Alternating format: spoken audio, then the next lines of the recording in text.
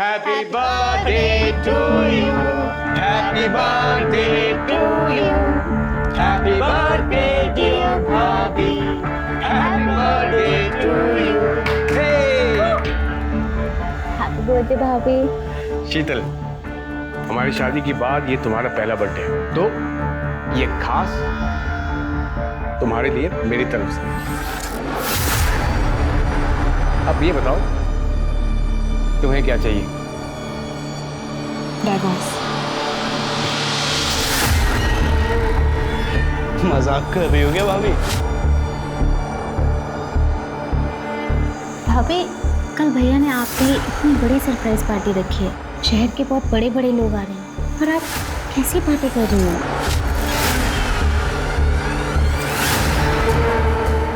मुझे डाइवोर्स चाहिए, मतलब चाहिए। और अगर ऐसा नहीं हुआ तो आप सब जानते हैं कि मैं क्या कर सकती हूँ।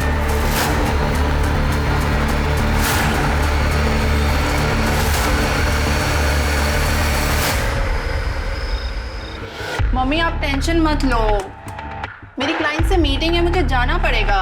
और पापा की तरह कोई गवर्नमेंट जॉब तो है नहीं कि 9 से 6 की नौकरी करो और फिर आराम। अरे बेटा, रात के 8 बजे हैं, मीटिंग तो कल भी हो सकती है ना। मम्मी आप समझते नहीं हो, सक्सेसफुल होने के लिए ना थोड़ी एक्स्ट्रा मेहनत करनी पड़ती है। अच्छा अब मैं जा रही हूँ, मैं आपको ना आने के बाद कॉल करती हूँ। बाय। ठीक है बेटा, अपना ध्यान रखना। हाँ,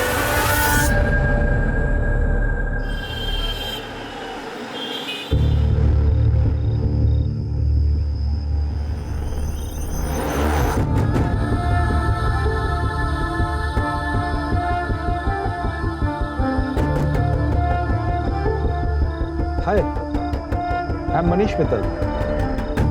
मुझे लगता है हम कहीं मिल चुके हैं। आई विश मिले होते। By the way Maya. Nice to meet you.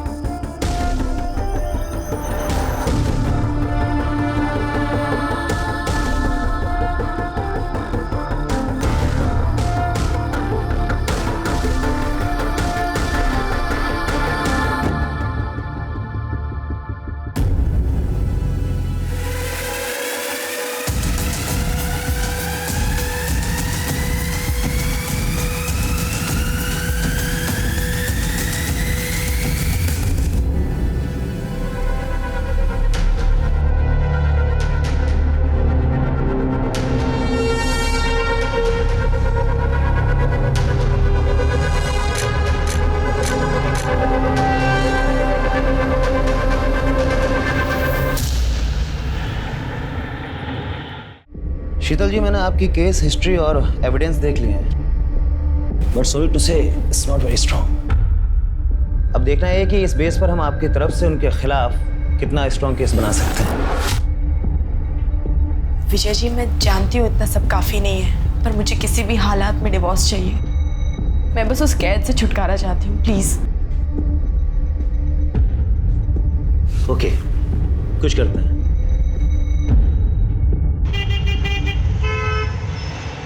हाँ पापा, ये जॉब बहुत अच्छी है, यहाँ बहुत कुछ सीखने में मिल रहा है। और आप देखना मेरा प्रमोशन भी ना बहुत जल्दी हो जाएगा। चलो अच्छा है, पर मैं तुझसे नाराज हूँ। तेरी माँ बता रही थी कि तू मेरा 9 से 5 की सरकारी नौकरी का मजाक उड़ा रही थी। तुम दोनों माँ बेटी मिलकर मेरी पीठ पीछे मेरी बहुत चुगली करते हो, हैं?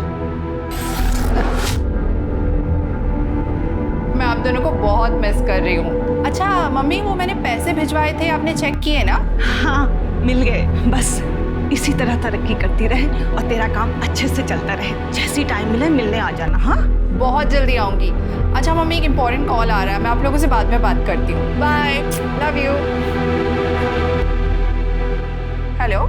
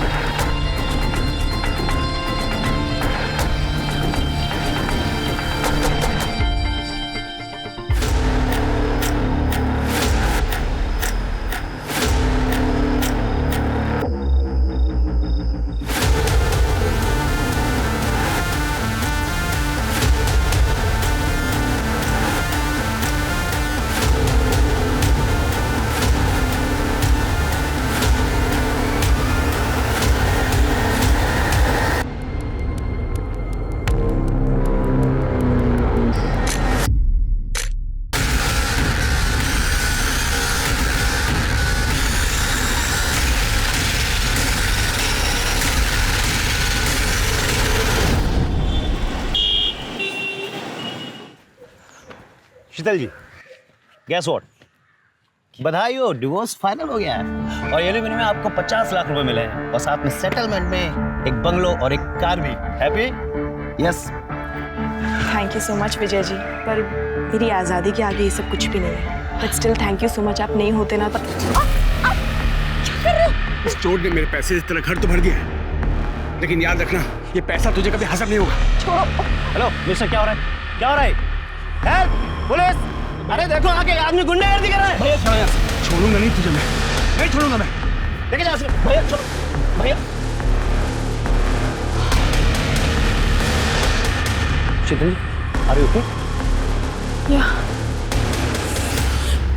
अरे सुनो, कल रात माया ने मैसेज किया है कि नई नौकरी के लिए दुबई चली गई।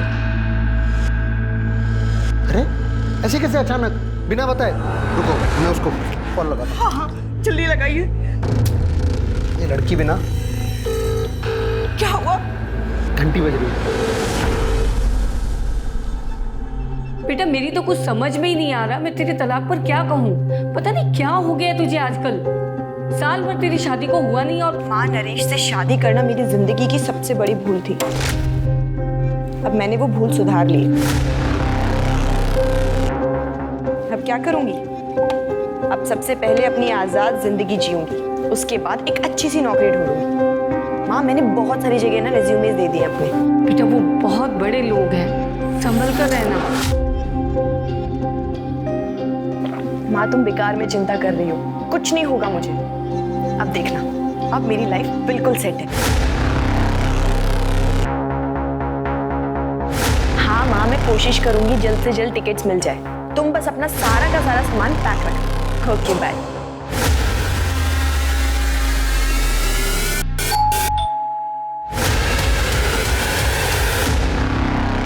आपका पार्सल है।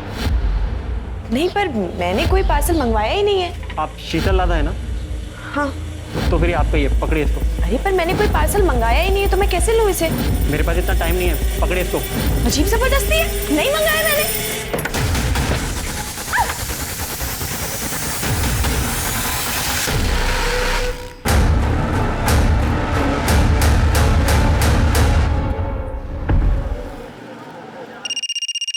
हेलो,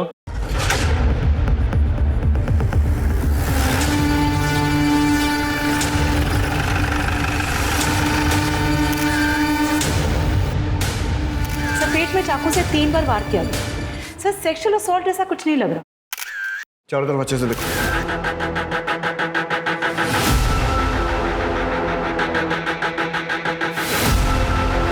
ऐसा करो, घर के कोने कोने में, दरवाजे पर, डोरबेल पर, सब जगह से फिंगरप्रिंट लो और आस पड़ोस में पूछताछ करो। देखो पड़ोसियों ने किसी को आते जाते देखा है क्या। सर।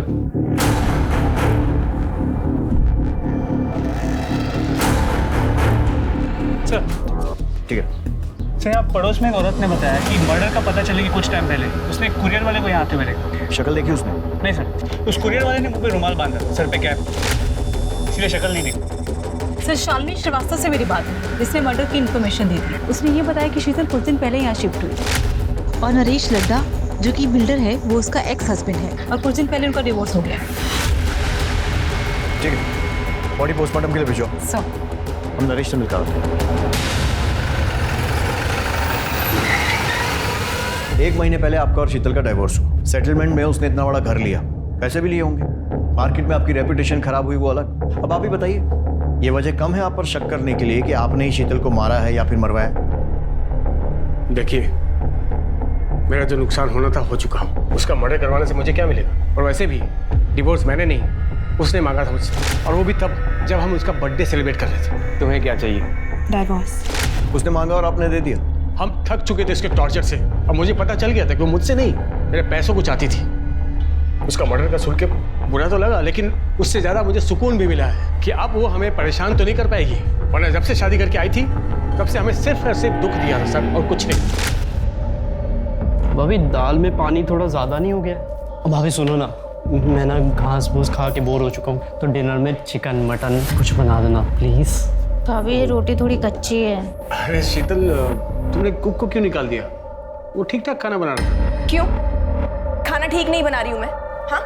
और सब्जी खाने में क्या प्रॉब्लम? अब अपने स्वाद के लिए जरूरी है किसी की जान ली जाए? हाँ, मेरा मतलब है शीतल कि हम कुक अफोर्ड कर सकते हैं, और तुम लड़ा खानदान की बहू हो, तुम्हें किचन में काम करने की क्या जरूरत है? तुम नई नई आई हो, एंजॉय करो बस। आपको खाने से प्रॉब्लम थी ना, आप मुझे अकेले में जाकर बोल सकते थे। ऐसे अपने भाई बहन के सामने मेरी बेइज्जती करने की कोई जरूरत नहीं थी, समझे आप? भाभी आप गलत समझ रहे अरे बिल्कुल ठीक समझ रही हूँ मैं। तुम तीनों भाई बहन मिलकर सिर्फ और सिर्फ मेरी बेइज्जती करना चाहते हो, मुझे नीचा दिखाना चाहते हो। नहीं खाना नहीं खाना ना, फेंक दो इस खाने को, मत खाओ। हमें लगा कि समय के साथ वो समझ जाएगी। हमने उन्हें कभी फील नहीं होने दिया कि वो हमारे स्टेटस की नहीं है। बहुत प्यार से रखते थे, पर वो बदतमीजी करते थे, और एक दिन तो उन्होंने हद ही कर दी। भाभी मैं आपको बताती हूँ, ये ना, ये वाली साड़ी पे ये वाला ब्लाउज पहनो, बहुत अच्छा लगेगा, सूट करेगा आप पे।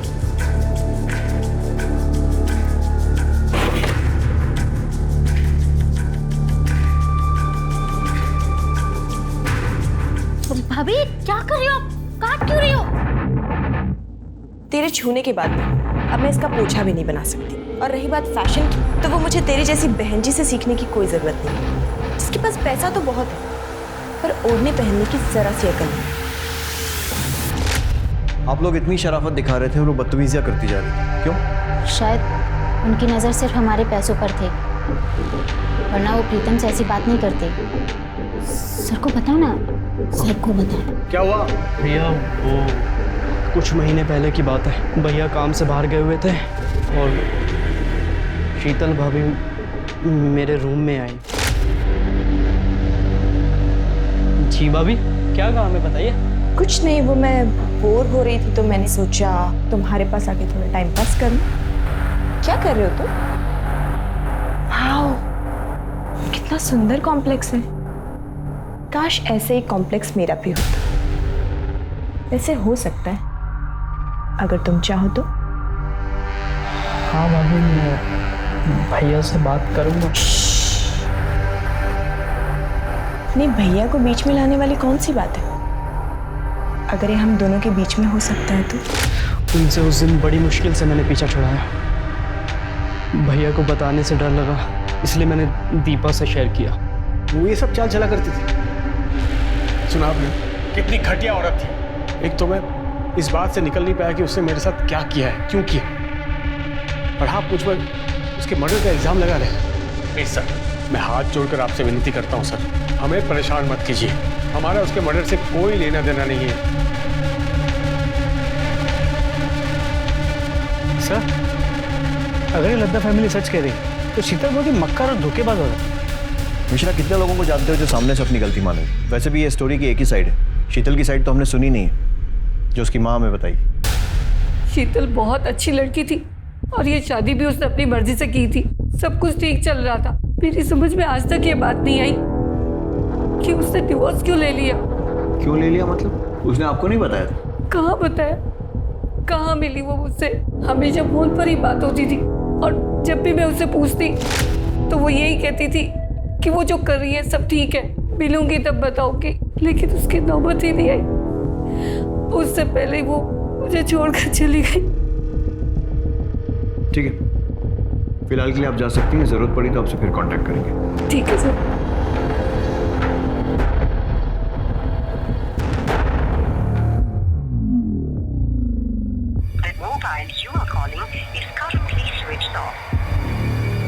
क्या हुआ?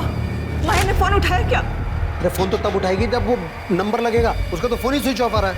क्या हो गया इस लड़की को?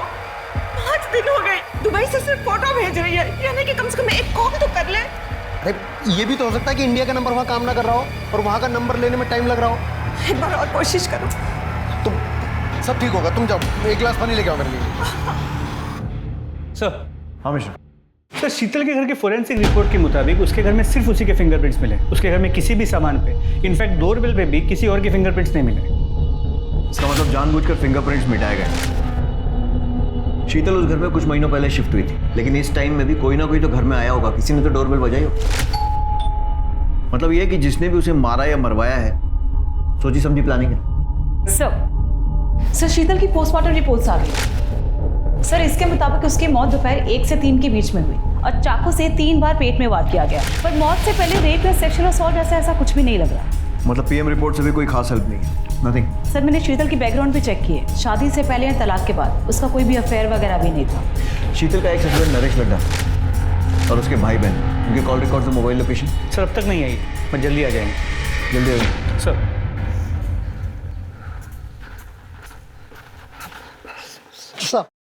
साहब हमारा नाम वीरेंद्र शर्मा है, हमारी पत्नी उर्मिला शर्मा सर। सर हम मेरठ से आए सर। सर हमारी बेटी माया शर्मा यहाँ दिल्ली में इस एरिया में रहती है सर। वो पिछले 1 हफ्ते से मिसिंग है सर, और अब तो फोन भी उसका ऑफ आ रहा है सर। घबराइए मत। सिंह सर, इनकी कंप्लेंट लिखो, लड़की की पूरी डिटेल्स लो और ऐसा ही राना से बोलना जैसे आए तो फॉलो अप करेंगे। Okay sir. बेटी को ढूंढ दीजिए। आप फिक्र मत कीजिए, आप अपनी कंप्लेंट लिखवाइए, हम जल्द से जल्द उसे ढूंढने की कोशिश करें। सर ये नरेश और उसके भाई बहन तीनों बहुत कमीने हैं, और मैं बात दावे से कह सकता हूँ कि शीतल के मर्डर में इन्हीं तीनों का हाथ है। क्योंकि सर जिस दिन हम लोग केस जीते थे और नरेश को शीतल को घर गाड़ी बंगला सब देना पड़ा था, उस दिन नरेश ने शीतल को मेरे सामने ही धमकी दी। ये पैसा तुझे कभी हजम नहीं होगा, छोड़ूंगा नहीं तुझे, मैं नहीं छोड़ूंगा मैं। लेकिन नरेश का तो कहना है कि डिवोर्स उसने नहीं बल्कि शीतल ने मांगा था। हाँ सर, मांगा था, क्योंकि इन तीनों भाई बहन ने मिलकर शीतल का जीना हराम कर रखा था। सर उसे इतना मजबूर कर दिया, क्या करती बेचारी वो। वकील हूँ सर, फैमिली कोर्ट में पति पत्नी के झगड़े सुनते आ रहा हूँ, मगर शीतल के केस को सुनकर मेरी भी रूह कांप गई थी। शादी होते ही नरेश ने सभी नौकरों को काम से निकाल दिया। इतने बड़े घर का झाड़ू पोछा, साफ सफाई, खाना बनाना सब अकेली मैं ही करती थी। पर इतना भी काफी नहीं है उसके लिए। रोज मुझे परेशान करने के नए नए तरीके निकाल लेता है। और फिर एक दिन ये क्या है? दाल है या पानी है? ये एक तो रोज रोज ये घास फूस खा के ना बोर हो चुका हूँ। अरे कुछ और नहीं बना सकते क्या? चिकन मटन कुछ? अभी ये रोटी भी कच्ची है। मायके से तुम कुछ सीख के नहीं आई हो क्या?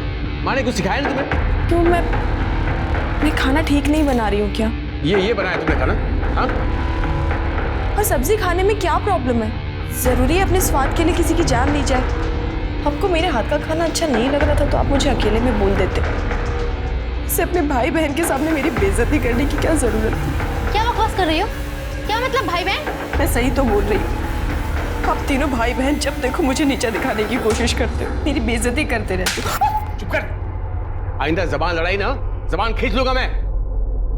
निकल।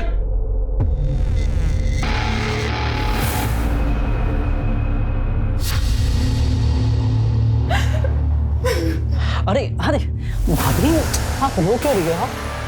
अरे मैं कह रहा हूँ ना, चुप हो जाओ, चुप हो जाओ। क्या कर रहे हैं आप? हाथ हटाइए। अरे हाथ हटा? अरे मैं तो हाथ हटा दूंगा भाभी, पर भैया शाम को जिसको ला रहे हैं आपसे मिलाने, उसका हाथ कैसे हटाओगे? क्या नरेश, तुम अपना काम निकलवाने के लिए मुझे किसी ऑफिसर के साथ सोने के लिए बोल रहे हो? नरेश, बीवी हूं मैं तुम्हारी। चिल्ला मत। तुझे क्या लगा रे? मुझ जैसे बिल्डर ने तुझ जैसे गरीब से शादी बिहार में पागल होकर की है? तेरे पास ये शक्ल ये फिगर नहीं होती ना, तुझ जैसे को मैं घास भी नहीं डालता। अच्छा चल ठीक है, सुन, ज़्यादा नाटक मत कर, जल्दी से तैयार हो जा। और सिर्फ आज याद रखना, तुझे उसे सिर्फ खुश करना है ताकि वो 50 करोड़ का कॉन्ट्रैक्ट मुझे दे दे। तो कुछ नहीं, समझिए, सिंपल है। नहीं, मैं ऐसा कुछ भी नहीं करने वाली। क्या बोली तुम? क्या बोली? भैया क्या कर रही हो? क्या चाहते हो? ऑफिसर का मूड खराब हो जाए इसकी सूजी हुई शक्ल को देख के, वो कॉन्ट्रैक्ट हमारे हाथ से निकल जाए? समझा इसको, जल्दी से तैयार हो जाए, नहीं तो जान से जाएगी।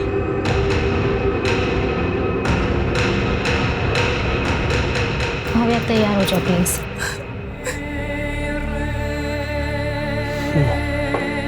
पियो पियो ना मेरी जान, अरे पियो ना।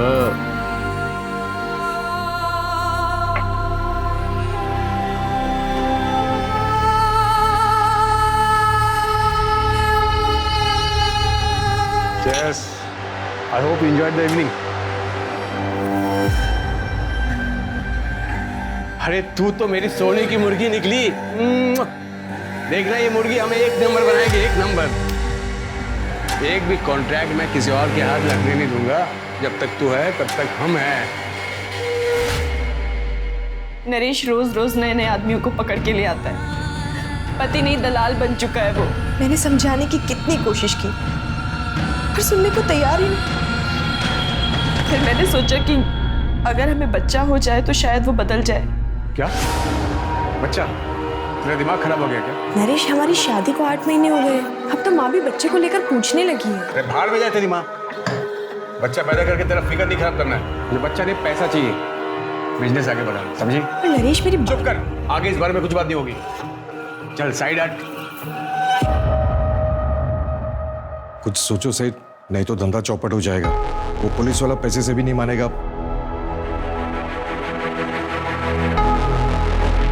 ठीक है, मैं कुछ करता हूँ। सुन, एक पुलिस वाले ने नाक पे दम कर रखा है, तुझे उसे खुश करना होगा। मैं ये सब और नहीं करूंगी, और अगर तुमने मेरे साथ जबरदस्ती करने की कोशिश की तो मैं पुलिस के पास चली जाऊंगी। क्या बोली?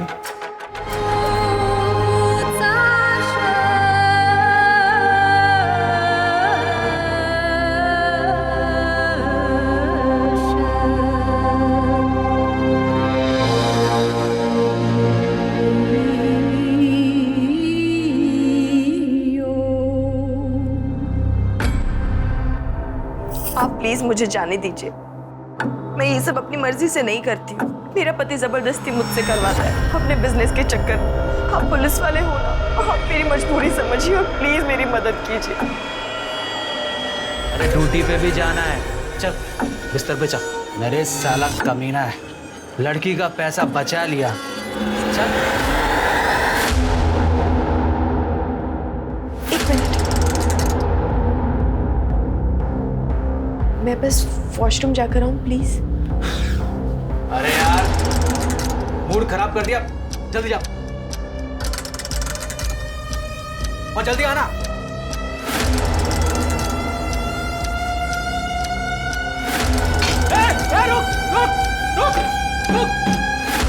शीतल ने उस पुलिस वाले के साथ की बातचीत की रिकॉर्डिंग कर ली थी और घर जाकर के नरेश को सुना दिया, जिसमें पुलिस वाला खुद मान रहा था कि नरेश शीतल को मजबूर करता था दूसरों के साथ सोने के लिए। वो रिकॉर्डिंग सुनकर नरेश ने क्या किया? दरअसल उस शाम शीतल का बर्थडे था, तो इन तीनों भाई बहन ने मिलकर उसे सरप्राइज पार्टी दिया। वो लोग उसे इमोशनल यूज करके वो रिकॉर्डिंग डिलीट करवाना चाहते थे, मगर शीतल ने साफ साफ कह दिया कि उसे डिवोर्स चाहिए। वो रिकॉर्डिंग अभी कहाँ है? नरेश के पास। वो इसी शर्त पर डिवोर्स के लिए तैयार हुआ था कि शीतल रिकॉर्डिंग उसे वापस कर देगी और इसकी जितनी भी कॉपियां हैं वो सब डिलीट कर देगी। और अगर देखा जाए तो इस हिसाब से नरेश के खिलाफ कोई भी सबूत नहीं मिलता। उस पुलिस वाले का नाम क्या था? सर वो आप जानते हैं कि मैं बता नहीं सकता, लेकिन शीतल के लिए दुख होता है। कितनी मुश्किल से उसे वो सब चीज़ें मिली थी जिसकी वो हकदार थी। सर उसके कातिल को प्लीज़ छोड़िए। तो लट्टा फैमिली का बैकग्राउंड चेक किया, पता चला काफ़ी टेढ़े लोग, कंस्ट्रक्शन बिजनेस में है तो काफ़ी ऊपर तक कॉन्टैक्ट्स, कॉल रिकॉर्ड्स में गुंडे, हिस्ट्री शीटर्स, इन सब के नंबर्स, और इनके खिलाफ धोखाधड़ी की केसेस भी रजिस्टर्ड। मोबाइल लोकेशन चेक की? जी सर, लेकिन 10 तारीख को इनमें से किसी की भी मोबाइल की लोकेशन शीतल के घर के आसपास की नहीं। मिश्रा, ये लड्डा नामी बिल्डर तो पॉसिबल है कि ये काम इसने किया नहीं, करवाया हो। इसके लिए इसमें जितने भी गुंडे और हिस्ट्री शीटर है ना, उनको राउंड अप कर दो, वो बताएंगे कुछ। इंस्पेक्टर, अब प्लीज उस घटिया औरत के लिए हमें परेशान मत कीजिए। उसे हमने नहीं, उसी के किसी यार ने मारा होगा जिसके लिए उसने मुझसे डिवोर्स लिया था। वो एक नंबर की झूठी, मक्कार और कैरेक्टरलेस औरत थी। वैसे हमारी इंक्वायरी में आपका कैरेक्टर भी कुछ ऐसे ही आ रहा है, और अगर वो इतनी बुरी थी तो फिर घर, गाड़ी, पैसा ये सब देकर सेटलमेंट क्यों करना पड़ा? कोर्ट में प्रूव क्यों नहीं कर पाए? एक्चुअली वो मुझे ब्लैकमेल कर रही थी, एक ऐसी चीज़ को लेकर जिसे मैं कभी बाहर नहीं आने दे सकता था। और वो चीज़ उस पुलिस वाले की रिकॉर्डिंग थी जिसके साथ सोने के लिए आपने उसे भेजा था। किस रिकॉर्डिंग की बात कर रहे हैं आप? मैं तो ये फोटो की बात कर रहा हूँ। पता नहीं ये फोटो शीतल के पास कैसे आई और उसने अपने वकील को दे दिया। कहाँ से आई मतलब? आपका कहने का मतलब है कि फोटो फेक है? Did I say that? No, did I say that? Fake है।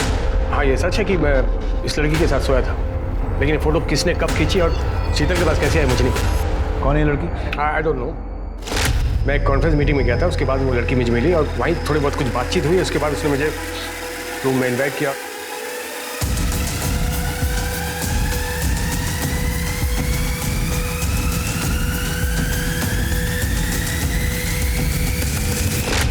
इस लड़की का कोई कांटेक्ट या एड्रेस? नो।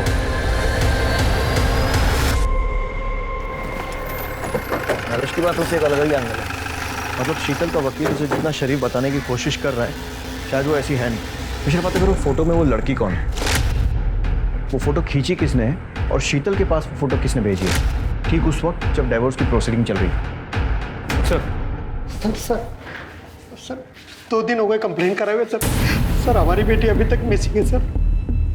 आपका केस तो ऐसा ही राणा देख रहा है। राणा कहाँ है? सर राणा साहब तो केस के सिलसिले में बाहर गए।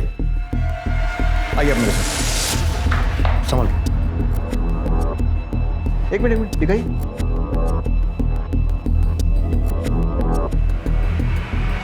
ये कौन है? यही तो है हमारी बेटी माया शर्मा।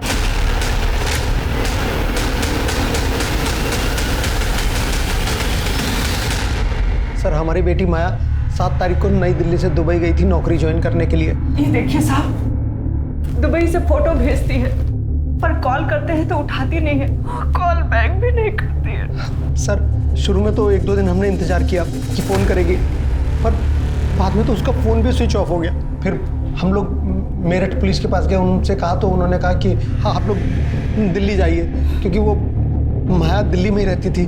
माया दिल्ली में क्या कर रही थी? सर मार्केटिंग में नौकरी करती थी सर। सब कुछ अच्छा खासा चल रहा था। उसने रहने के लिए घर ले लिया था और खर्चे के लिए हमें पैसे भेजती थी। मम्मी वो मैंने पैसे भिजवाए थे, आपने चेक किए ना?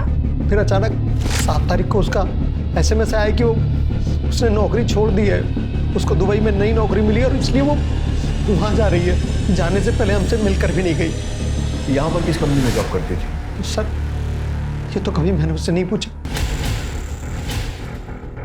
ठीक है, अभी आप जा सकते हैं। मिश्रा, माया के पिछले 2 महीने के कॉल रिकॉर्ड्स, मोबाइल लोकेशन और जितनी भी जानकारी मिल सकती है निकालो। उसका social media account, email ID सब कुछ ढूंढो और अच्छे से छानबीन करो। सर नरेश के कॉल रिकॉर्ड में जिन गुंडों के नंबर थे उन्हें लेकर आए। साहब हम गुंडे नहीं, मजदूर लोग हैं साहब, छोटा मोटा काम कर लेते पेट पालने के लिए साहब। और नरेश लड्डा के हिस्से की मार खाना भी तुम्हारे छोटे मोटे काम में आता है? देख सोच कर जवाब देना। ये भी मजबूर है। जब इसके हाथ में खुजली होती है ना तो 2-4 की हड्डियां तोड़ने के बाद ही ठीक होती है। सोच लो। साहब हम लोग नरेश सेठ के लिए काम करते हैं। क्या काम? डराना धमकाना, घर खाली करवाने जैसे काम सब। बस इतना ही? सोच के बताना। साहब वो अपने लिए हमसे लड़की मंगवाता है साहब। उसको भी लेकर आए थे? नहीं साहब, हमने तो इसे कभी देखा भी नहीं। शीतल लड्डा अच्छी है, पसंद है? अच्छी लगी साहब। नहीं साहब, मेरा मतलब सेठ की बीवी है। क्यों मारा उसे?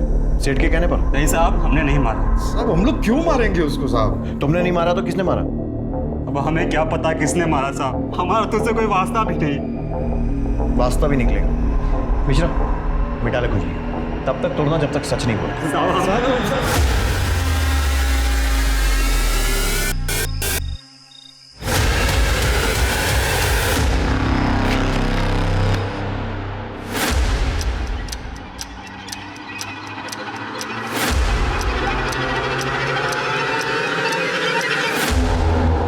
सर माया ने 7 तारीख को दोपहर 2 बजे की दुबई जाने की फ्लाइट की टिकट निकाली और 7 तारीख की सुबह 10 बजे उसने ऑनलाइन चेक इन भी किया। मतलब वो सही में दुबई जा रही है? देख के तो ऐसा ही लगा, लेकिन ना वो एयरपोर्ट गई ना उसने फ्लाइट ली। टिकट लिया, ऑनलाइन चेक इन भी किया, तो फिर फ्लाइट क्यों छोड़ दी? हो सकता है लास्ट मिनट उसका मन बदल गया हो, या फिर किसी ने ज़बरदस्ती उसे जाने से रोका। लेकिन दोनों ही केसेस में वो दुबई वाले पिक्चर्स कहाँ से आए जो उसने अपने माँ बाप को भेजे? सर हमने पता किया, वो पिक्चर्स इंटरनेट से निकाली गई और उसके माँ बाप को इसलिए भेजा गया ताकि उन्हें यकीन हो कि माया दुबई में है। सारे पुलिस स्टेशन में माया की डिटेल्स भेजी? जी sir. Sir excuse me. Hello, PSA Mishra बोल रहा हूँ। ठीक है सर, फरीदाबाद के पास के जंगल में एक माया से मिलती जुलती बॉडी मिली। बॉडी काफ़ी सड़ चुकी है तो आइडेंटिफाई करवाना होगा। माया के पेरेंट्स को बुलाओ, शिनाख्त। हाथ में टैटू है जिससे शायद पहचान हो सके। मम्मी देखो मैंने टैटू बनाया है। अरे ये क्या नाक शनाक बना लिया है, कितने सुंदर हाथ थे तेरे। मम्मी आजकल का फैशन है, रहने तो आप समझोगे ही नहीं। कहाँ समझ पाएगी तू, ऐसे हमें छोड़कर चली जाएगी। सर सूटकेस के अंदर या बॉडी के आसपास कोई सुराग नहीं मिला। सर क्राइम ब्रांच ने यूसुफ नाम के ब्लैकमेलर को पकड़ा है। उसके फोन में शीतल के न्यूड पिक्चर्स मिले हैं।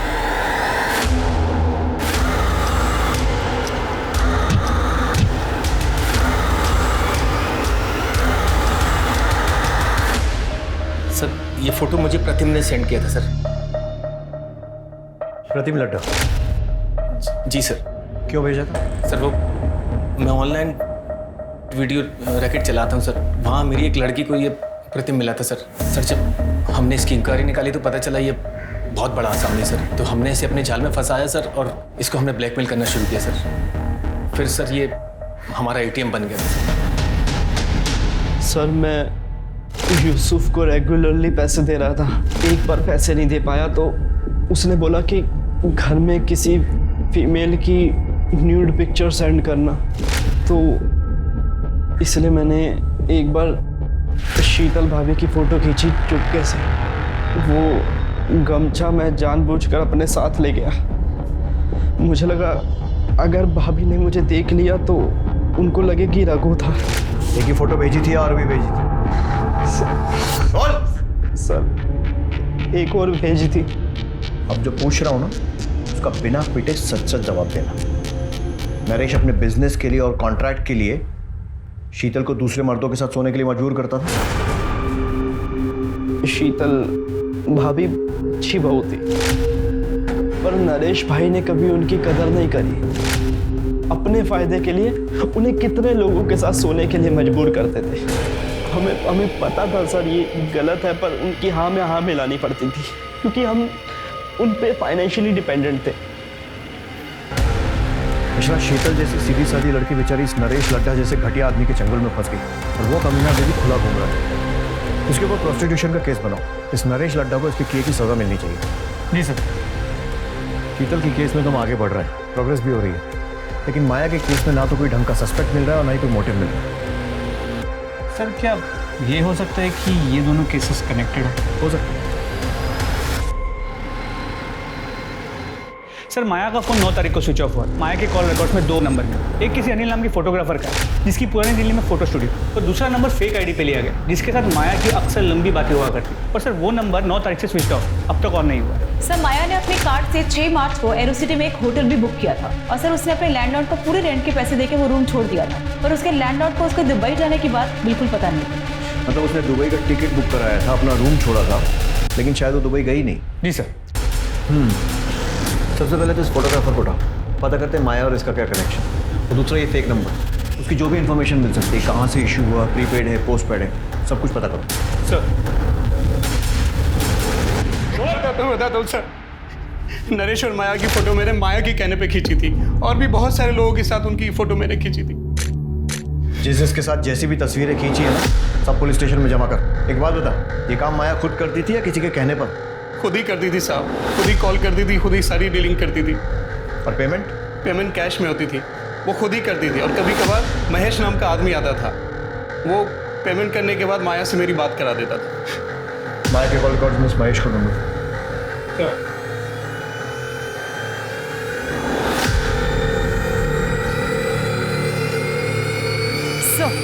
महेश का पता चल गया। उठा लो साहब मैं सच बोल रहा हूँ। माया मैडम जो बोलती है मैं वो करता हूँ। वो अक्सर लोगों को लिफाफे पैकेट देने के लिए बोलती थी। मुझे लगा कि अनिल भी इनका आदमी होगा। अब वो कौन है, क्यों है, क्या है, मैं ये सब उनसे नहीं पूछ सकता ना। तू तो कुत्ते जैसा वफादार आदमी है ना। देख, माया का मर्डर हो गया, अभी अगर मुंह नहीं खोलेगा ना तो लंबा अंदर जाएगा। तेरे फोन रिकॉर्ड्स, कॉल लोकेशन सब निकाल लिए हमने, जिससे क्लियर है कि 6 तारीख को तू माया के होटल गया था और बाद में भी होटल के आसपास ही था, और अगले दिन होटल से एयरपोर्ट की तरफ भी गया था जब माया दुबई जाने के लिए एयरपोर्ट निकली थी। साहब मुझे क्यों फंसा रहे हो? मैं तो जो साहब बोलते थे वो करता था। तो मैं भी तो वही पूछ रहा हूँ ना, क्या किया तूने? 6 मार्च की शाम को माया मैडम को होटल पर ड्रॉप किया था। जब माया को ड्रॉप किया था वो अकेली थी? हाँ सर। उसके साथ कोई सामान वगैरह था? नहीं साहब, खाली हाथ में पर्स था बस। फिर मैंने शाम को साहब को होटल ड्रॉप किया और गाड़ी वहीं छोड़ के अपने एक दोस्त के पास रहने चला गया।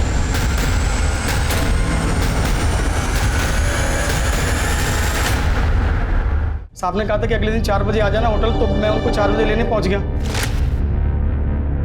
सर मैडम नहीं आ रही? अरे हाँ महेश, तुझे बताना भूल गया था, वो तो 2 बजे की फ्लाइट से दुबई चली गई। चल देख क्या रहा, चल ना। Yes, लेट हो sir. रहा। सही बता, इन दिनों में तूने कुछ ऐसा देखा या सुना जो तुझे अजीब लगा? हाँ साहब, कुछ दिन पहले साहब किसी से फ़ोन पे बात कर रहे थे। जी देखिए, मैं उस पार्सल के लिए 1.5 लाख रुपए देने तैयार, लेकिन वो काम होना चाहिए। हाँ जी, काम की मुझे गारंटी चाहिए। पर साहब इतने पैसे उन्होंने मुझे लेके कहीं भेजा नहीं। पार्सल क्या था? वो नहीं पता साहब। कब की बात है? सब 10 मार्च की, जब मैं गाड़ी की चाबी लेने गया था। 10 मार्च के आसपास के विजय माशरी के सारे कॉल रिकॉर्ड्स और मोबाइल लोकेशन निकाले। सर पता चला है कि विजय उन दिनों एक नवीन नाम के हिस्ट्री शीटर के रेगुलर टच में था। सर इसके कहने भी क्या साहब? और तू दूध पीता बच्चा है ना जो इसकी बातों में आ गया? और तू मैंने कुछ नहीं किया साहब। जब कुछ नहीं करने के विजय माहेश्वरी ने तुझे 1.5 लाख रुपए दे दिए? हाँ साहब वो एक काम के नहीं 3 काम के पैसे थे साहब। विजय ने फ़ोन करके मिलने बुलाया, मैं इसके साथ वहाँ पहुँचा।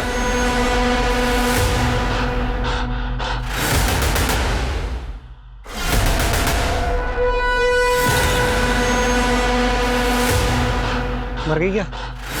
एक की दवा देकर बेहोश किया, मारने का काम कर।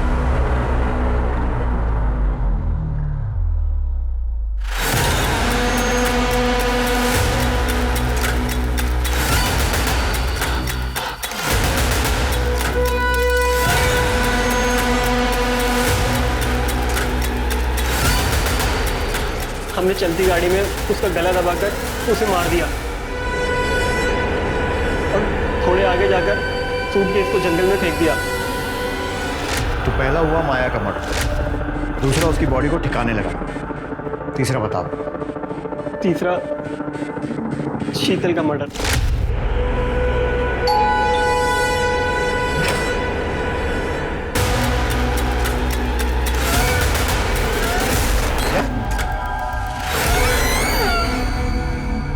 तो कैसी लगी मेरी प्लानिंग? मोटिव समझ नहीं है, क्यों किया? माया से पीछे छुड़ाने के लिए। दरअसल क्या होता है कि जो ये डिवोर्स केस होता है ना, इसमें हम लोग क्लाइंट को ज़्यादा एलिमनी दिलाने के लिए उन्हें नंबर 2 के तरीके से करते हैं, उन्हें कन्विंस करते हैं। उसके बाद इन सब नंबर 2 के तरीकों से ही तो पैसे मिलते हैं ज़्यादा, वरना आप भी जानते हैं कि डिवोर्स के केस में कहाँ इतने पैसे मिलते। और माया वो अपनी मर्जी से ये काम करती है? अरे नहीं साहब, इतनी आसानी से कौन तैयार होता है। बोला मैंने कि ये सब करने में परेशानी क्या है, किसी के साथ सोना थोड़ी है। उसको ब्रेन वॉश किया, समझाया उसको, तब जाके मान। और हाँ, शादी यहाँ से भी, लेकिन उसके बाद एकदम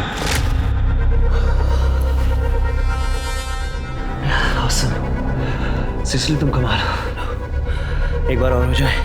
एक बार क्यों, 10 बार करेंगे। रियली? लेकिन उससे पहले तुम्हें मुझे अपनी फर्म में पार्टनर बनाना होगा, अपनी बीवी को डिवोर्स देना होगा और मुझसे शादी करनी होगी। ये क्या बकवास कर रही हो? मुझे देखकर या सुनकर लग रहा है कि मैं बकवास कर रही हूँ। शुरू में मुझे लगा कि भूल जाएगी, मगर नहीं साहब, वो तो पीछे पड़ के रहेगी। फिर मुझे लगा कि इसका कुछ ना कुछ तो इलाज करना पड़ेगा। तभी सडनली मुझे शीतल के केस से एक आइडिया मिला और मैंने डबल गेम खेला। मैंने माया को नरेश के पास ये कह के भेजा कि इस केस से ना हमें बहुत पैसे मिलने वाले हैं, और इतने पैसे कि हम उस पैसे से अपनी नई जिंदगी शुरू कर सकते। और उसके बाद मैंने अनिल से माया और नरेश की फोटो खिंचवा ली, और उन फोटो से मैंने शीतल को घर, पैसा, गाड़ी सब दिलवाया। इतना तो मैंने भी एक्सपेक्ट नहीं किया था, तो मैंने भी अपनी फीस बढ़ा दी, जिसकी वजह से मेरे और शीतल में झगड़ा हुआ और उसने मुझे पुलिस की धमकी तक दे डाली। फैमिली कोर्ट में नरेश ने शीतल को सबके सामने धमकी दी थी कि वो उसे छोड़ेगा। इसी बात का मैंने फ़ायदा उठाया और एक साथ दोनों को ख़त्म करने का प्लान किया, ताकि दोनों केस में नरेश का नाम आए और वो फंस जाए। तो मैंने माया की 7 तारीख की दुबई की फ़्लाइट बुक की, उसका ऑनलाइन बोर्डिंग पास निकाला, ताकि आप लोग जब छानबीन करें तो आप लोगों को माया के दुबई जाने वाली बात सच लगे। अगले दिन होटल से निकलते वक्त मैंने उसकी कॉफ़ी के कप में नींद की गोलियाँ डाल दी।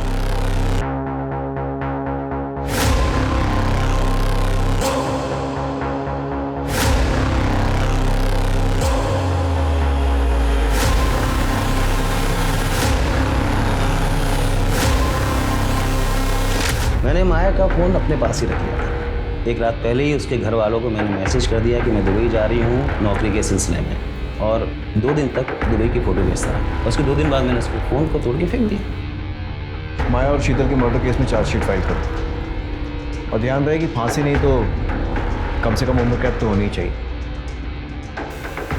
इंस्पेक्टर, आप भूल रहे हैं कि मैं एक वकील हूँ, और कोई ना कोई दंड फंद लगा करके बाहर निकल जाऊँ।